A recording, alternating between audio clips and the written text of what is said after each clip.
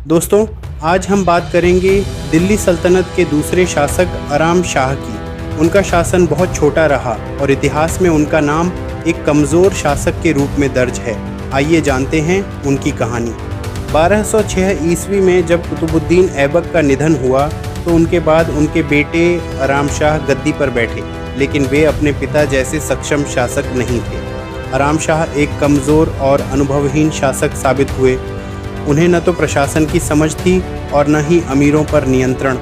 यही कारण था कि दिल्ली के तुर्क अमीर उनसे असंतुष्ट हो गए।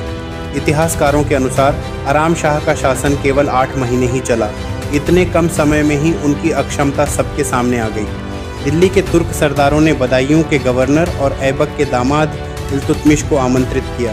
इल्तुतमिश ने दिल्ली आकर आराम शाह को सत्ता से हटा दिया।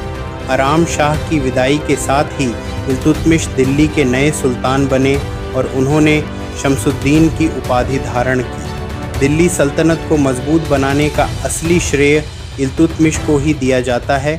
इस तरह आराम शाह का छोटा और असफल शासन समाप्त हुआ और दिल्ली सल्तनत को स्थिरता मिली।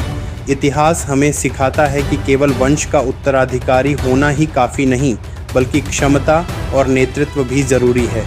अगर आपको आराम शाह की यह कहानी जानकारी पूर्ण लगी तो वीडियो को लाइक करें, चैनल को सब्सक्राइब करें और इतिहास की ऐसी ही और कहानियाँ जानने के लिए जुड़े रहिए।